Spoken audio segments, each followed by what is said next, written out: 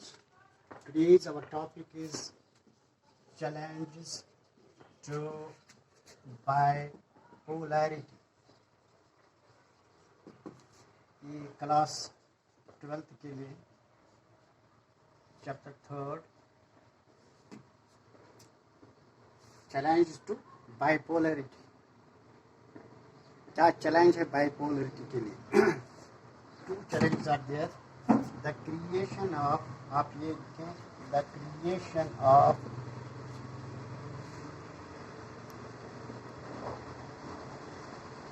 New international economic order. देखो आइए, new international economic order and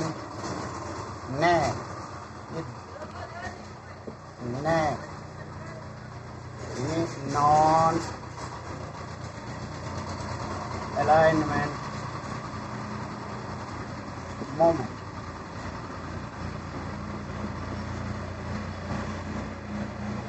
Neo and NAM. These are the two major challenges to the bipolarity. आप याद रखें.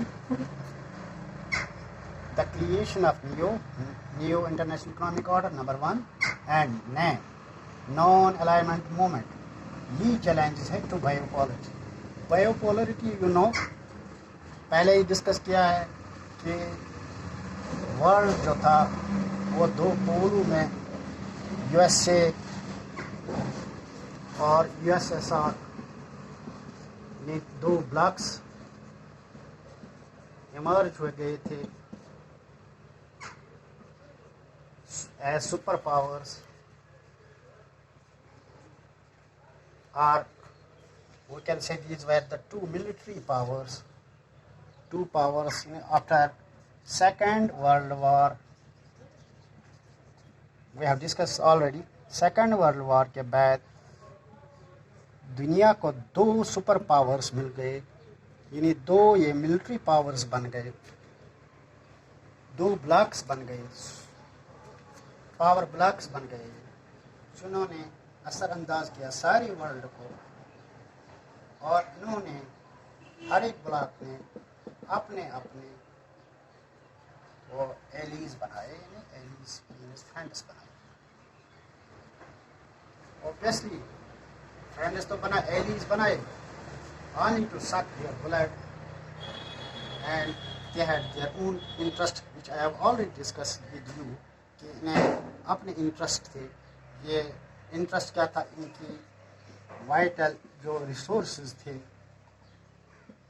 उन पर इन दोनों की नज़र थी, इनकी टेरिटरी पर नज़र थी.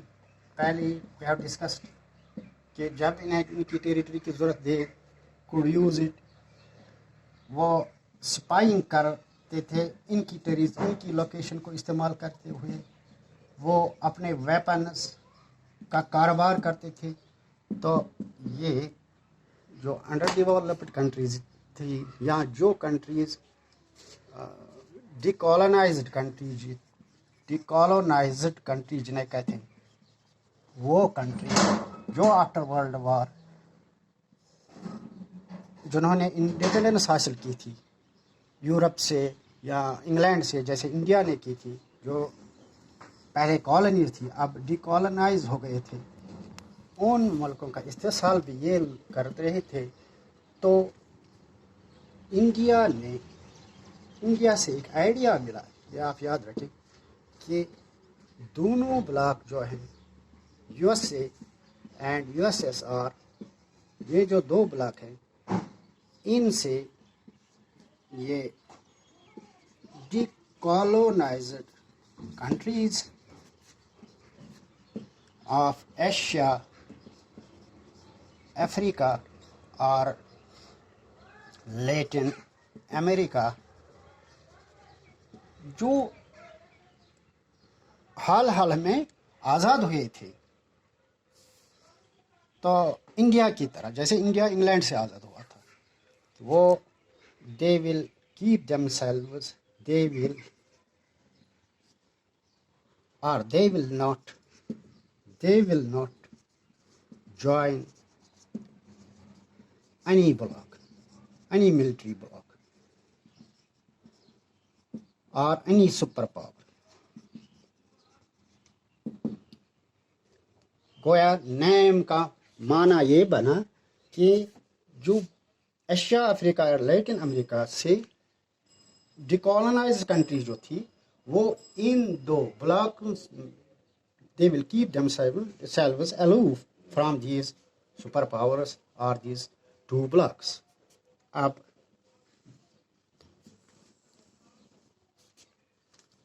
ये रूट्स कहाँ से मिले? Roots of name,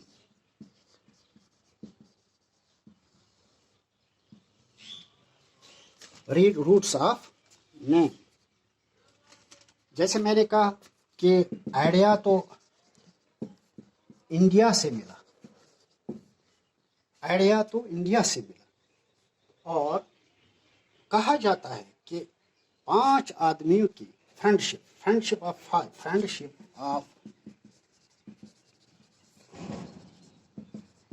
5 world leaders, friendship of 5 leaders became the roots of name. ठीक, वो फ्रेंड्स कौन कौन थे? नंबर 1 जवाहरलाल नेहरू, इंडिया से, क्योंकि आइडिया इन्होंने दिया। जोसेफ ब्रोज टीटो, ये यूगोस्लाविया से, ठीक है। और तीसरा था कमाल नासिर, ये इजिप्ट से, और they were supported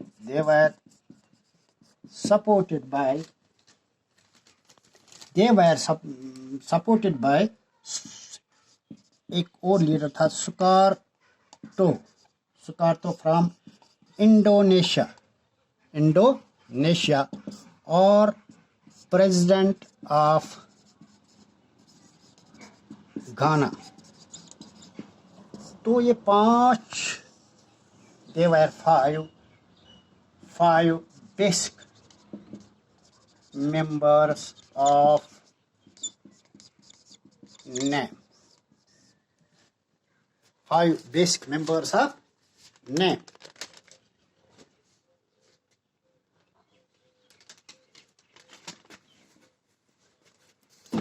They adopted a policy, जो उनकी पहली मीटिंग थी, उनकी पहली मीटिंग जो उन्होंने की वो 1961 में की। इनकी मीटिंग पहले 56 में हुई, फिर इनके साथ 25 और मेंबर कंट्रीज और 25 कंट्रीज इनके साथ मिल गई और पहली मीटिंग 1961 में हुई, जिसमें 5 कंट्रीज, जिनमें कितनी कंट्री थी, और इन्होंने एक पॉलिसी और यहाँ एक प्लान दिया।